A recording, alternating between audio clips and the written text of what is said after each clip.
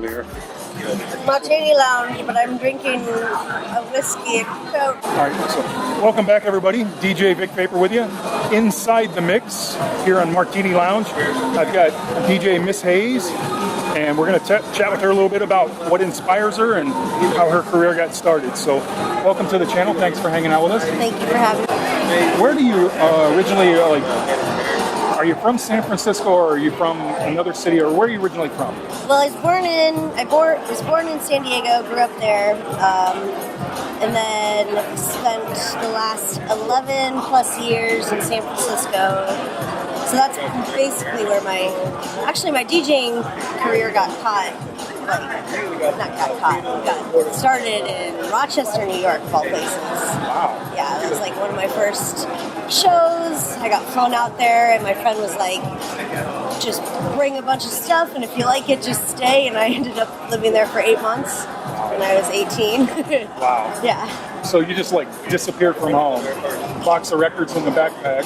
Yep. It was right after, I actually started as a house DJ, and right before, 2 weeks before I was supposed to move to New York, all of my gear and all of my house records got stolen. Yeah. Take a drink. I think you need a drink. And I was left with one crate of drum and bass because I just started playing it.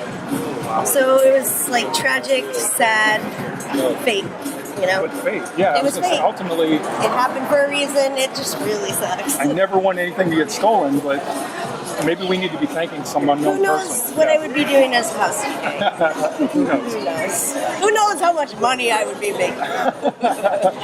Or not. Or not. Yeah. Or if I would still even be DJing. So that first memory in Rochester, that first gig, that first situation, do you remember anything specific about it that you always think back to all these years later? Was there an anxiety moment, or was it maybe a unique setup moment, or what about it made you say, I want to do this one more time?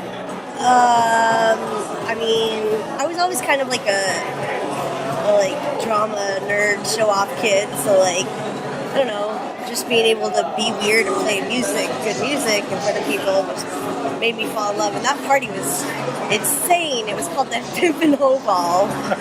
It was an underground party, and you had to lift up this thing that was covered with ice and crawl down this hole. And it looks like an Irish bar meets the Haunted Mansion. That's awesome. And there was strippers on the bar, and so many people there. It was just really wild. Were there fur coats and canes? Oh yeah. It was pimps and hoes everywhere, and I was an 18-year-old girl. What is this? This is amazing. Yeah. Sure. Because up until that point, I had only really played records in my house, and it would get crazy, but no pimp and hoe ball. So a lot of the people that watch, and a lot of people on YouTube, can be of any age, but there are younger kids out there trying to figure out a way to get out of their bedroom. They may be playing to themselves. Successful advice that you might want to look in the mirror and say to a younger you, on things to maybe inspire to be, or how to approach it. Okay, well, especially for younger females, don't give up. It's really hard to get into the market. People are going to judge you. Guy or girl, but people are going to judge you right off the bat, especially if you're a female. If you're, are you doing it for the right reasons? Are you doing it just because you're getting gigs just because you're hot? There's all that stuff that sadly still we have to I would deal think with. you almost have to overcompensate by being truly great just to prove a point that maybe a guy DJ really I don't could have the same skill as a male DJ and throw down the same set, but just to stand out and be the same level of respected, I feel like I have to go an extra mile just to prove my point, which I love doing. So you young ladies out there that are aspiring to be successful in the DJ business, take that advice. That's good advice. Just stay positive. Don't use hate or whatever. It's not going to get you ahead. What challenges have you found approaching maybe promoters or the booking side of things that you would look back and say, I might have approached that a little differently now? Well, it's a tough question. I mean, I've always done my own booking and networking and marketing. I mean, these days you have to do it all. Yeah. I mean, the challenge is to find time enough to make music and play music, as well as like handling, you know, deals, reaching out to people. You just got to get comfortable with talking to people and like, just talking to your fans, telling them to tell promoters, and or just being cool and doing interviews on my channel. You have to just learn how to present yourself like a cool person that, like, being a promoter as well. If a person, a DJ, I don't care how good they were, if they were a dick to me, like, I probably wouldn't have them back. Like, I'm not gonna pay you to be an asshole to me. It's whatever. That's a high five all the way. So coming from that, like, I don't understand people who do it, and you just gotta be comfortable. And I mean, I have fun doing this. Like, why would I be a dick? Yeah, exactly. Yeah, absolutely. This is why I do it. Just Yeah. have fun and make other people have fun and enjoy the music. And that's what's Very good advice. So we're in Rochester. We got your career started. Yeah. We figured out how everything worked. Hip and ho thing. Yeah. We're all off the hook there. Yeah. How do we get to San Francisco? So after the 7 months in Rochester, I was like, okay, it's time to leave. The universe told me. And my family had since moved up to San Francisco.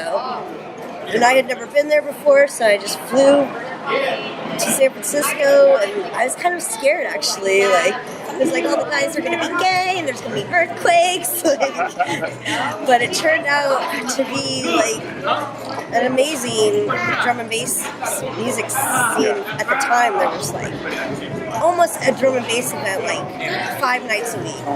And I mean, I wasn't even 21 yet, but I was somehow managing off the record to, like, get into all these parties. And We hear that a lot, actually. yeah.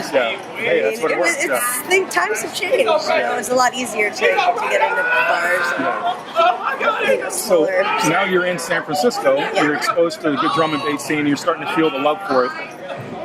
What or whom did you come across to get you into the production side when you started releasing your own material?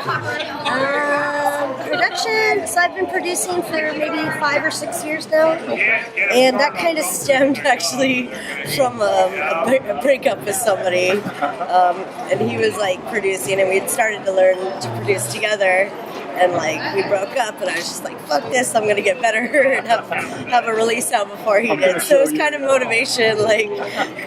So yeah, I definitely beat him to having a release out, and like. And of course, you guys listening and watching the interview, we're going to have a bunch of links in the description below. Be sure and follow along with Miss Haze and find some different stuff on the Beatports and track sources and iTunes and wherever you can find it. We'll put some links together for you.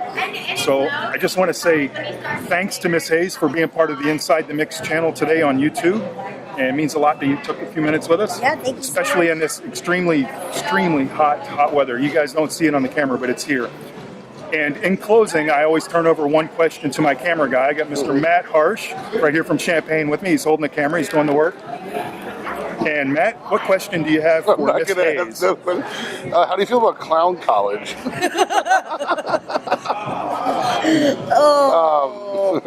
I don't think, this is, I want to keep this interview. How do you feel? I'm doing a Kickstarter for a porta potty Teleprompter porta potty party. Check it out. Teleporter proper party porta. All right. Damn it. But I do want to say one thing, if I can. Yeah. I have a release coming out Absolutely. on this Monday, July 25th, on Lotus Mathematics. It's called Tides. Check it out. And I'm going to have a bunch of releases coming out on them. So, yeah. Will we be able to put a link for that, or is it not ready yet? I can link it. Okay, you can link it. Yep. Because I'll just shoot you something on Facebook, maybe a message, and you just send me back all the links you want to associate with. Perfect. That'd be great. Yeah, you guys be sure and buy that track. Don't be slacking on us now. We're not talking about whatever. We want you to buy the stuff. So, What up? This is Miss Haze, and this is the Martini Lounge. Be sure to subscribe here with Vic Vapor. Check it out. What's up, everybody? My name is Miss Haze from San Francisco. It's good to be back in Champaign. Big up DJ Belly. We're going to build up the tempo with some drum and bass just a little bit.